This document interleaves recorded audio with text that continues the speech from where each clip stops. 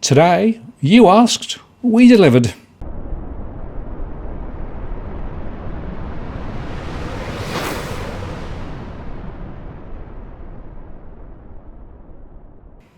Hello again, it's Martin North from Digital Finance Analytics. Welcome to this post covering finance and property news with a distinctively Australian flavour.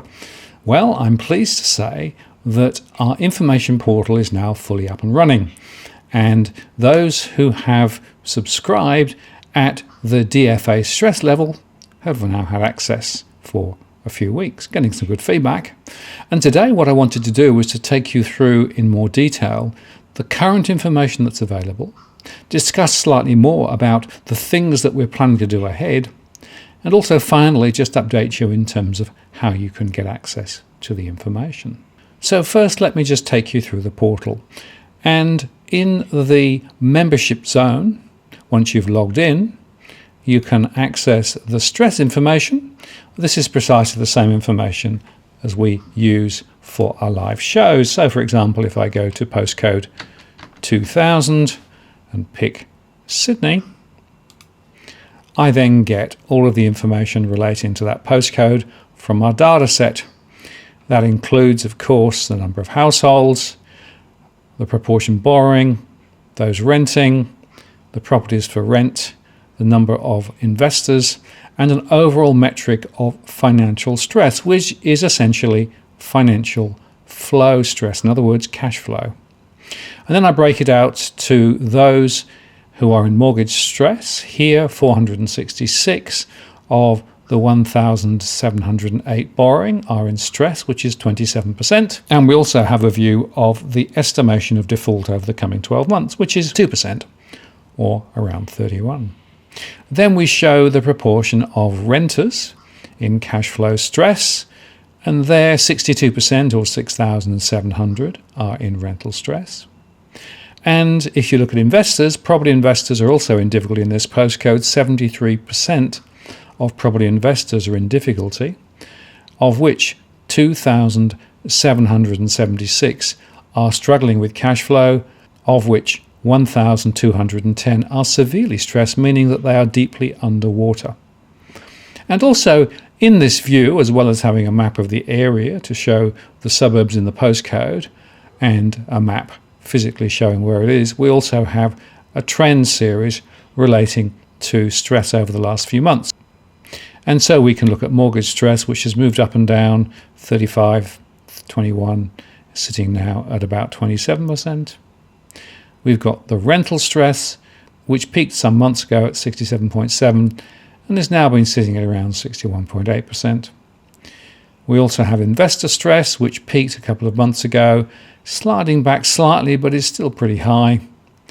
And the overall financial stress metric for the postcode. And at 77% a few months ago, and at 72% and rising now, clearly there are a number of households here who are in some difficulty.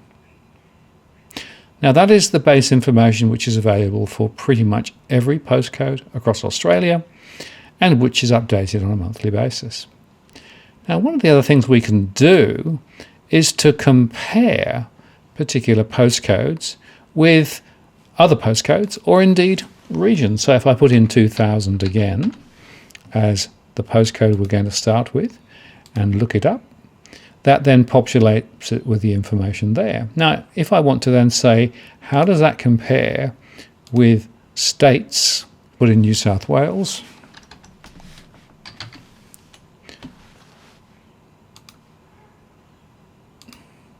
okay, so now what I'm able to do is to make a comparison between the state and the particular postcode. And then we'll add in the whole of Australia just to give a relative comparison.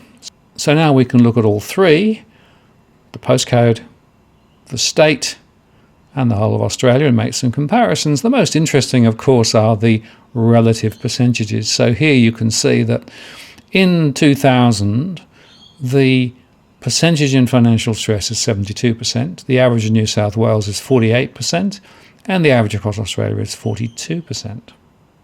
Looking at mortgage stress in 2000 is lower than across New South Wales at 33%, and indeed lower again than stress across the whole of Australia, which is at 37.8%. And the risk of default is higher in the broader Australian sample than it is in New South Wales 2000. Then if you look at rental stress, you can see that is considerably higher in 2000 relative to both New South Wales and also to Australia more generally. And there is considerably more stress relating to property investors at 72% relative to 41% across New South Wales and 31.9% across Australia. Now, those comparisons then allow you to pick and choose where you might want to look further and get more detailed information. We also provide some information in chart form. This is based on our three scenarios: our bullish, our neutral scenario, and our bearish scenario. And it shows you what the relative movement might be for all properties.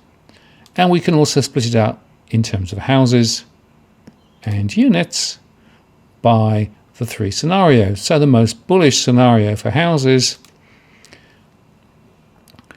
shows that across Australia, we're looking at 12 to 13% on average across the next 2 or 3 years. New South Wales up 10, while Postcode 2000 is not moving up quite as much. And we also have some charts below, which again shows the same information for comparison purposes. So that compare tool is currently available. Now we can also look at the projections. Now this is a preview view. We're currently making this available to all the subscribers. That won't necessarily be available into the future, but what it does mean is that you can actually look in more detail at those projections. And we've got the bullish, the neutral, and the bearish cases. Those relate to the scenarios that we discuss in our live shows and in our main scenarios. The bullish case assumes that the virus gets under control relatively quickly and the borders reopen quickly. The more neutral stress analysis assumes that the virus continues to be about the place and the borders stay shut into next year. The bearish case is a more considerable upsurge in virus. And you can see there that the trajectory for both units and houses does vary based on those three projections. So we update those projections each month. So that's the stress data, the projections data, and the compare data. And those who have subscribed can also download the complete data file. Now we used to send those out via email to quite a long list, but now you can self-serve that if you have a current subscription.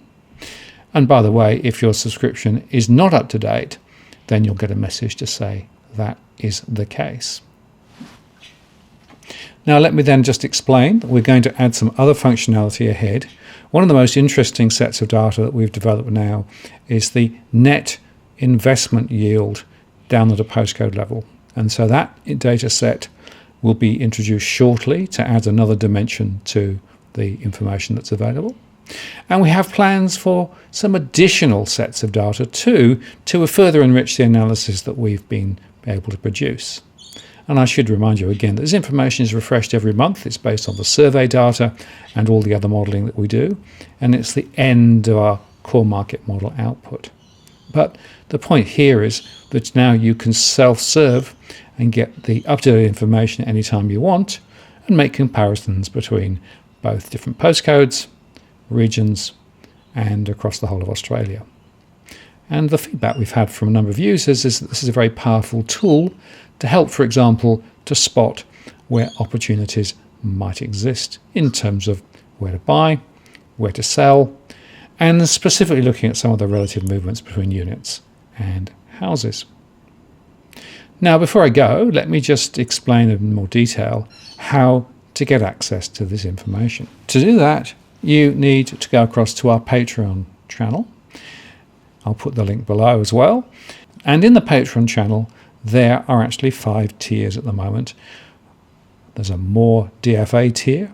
All this is expressed, by the way, in Aussie dollars. And the actual Aussie dollar price varies from time to time simply because it's actually charged in US dollars. More DFA is helping us to make better content. Support DFA more. The next tier is helping us to fund some of the things that we do, and there is also some additional information and resources that are available as DFA Plus, where you get some behind the scenes and other special features. But the one I want to focus in on is the Stress and Membership Zone, because that is the one that allows you to access the information in our information portal. And if you click on that, you can see that it says you can get a copy of the mortgage stress data. And with this particular one now, we're just changing it from sending it out via email to allowing you to access it and download it whenever you want. So by clicking on that, you then get access to this information portal, and you can continue to access the information for as long as you keep your Patreon subscription live. There is also one more tier which relates to the entire DFA dataset, the 150 fields by all of the households, and we have a number of people who are also interested in that. But in terms of getting access to the information portal, the stress portal, it's $68 Aussie dollars or $50 US a month for unlimited access and download for the month. So I hope that's of help, and if you would like to subscribe to get information from the portal, it's a very simple process. Just go to our Patreon channel and sign up. And I will just make one more point. If there is additional functionality that you would like us to provide, then you can provide feedback on the portal, and that information comes straight back to us. And if you have any issues or problems with using the information source, again, give us feedback and we'll do the best we can to sort it out as quickly as we can. But I'm quite excited by what we've done here. I think this richness of data is proving to be very valuable, particularly now, given the relative uncertainties that we have in the property market at the moment.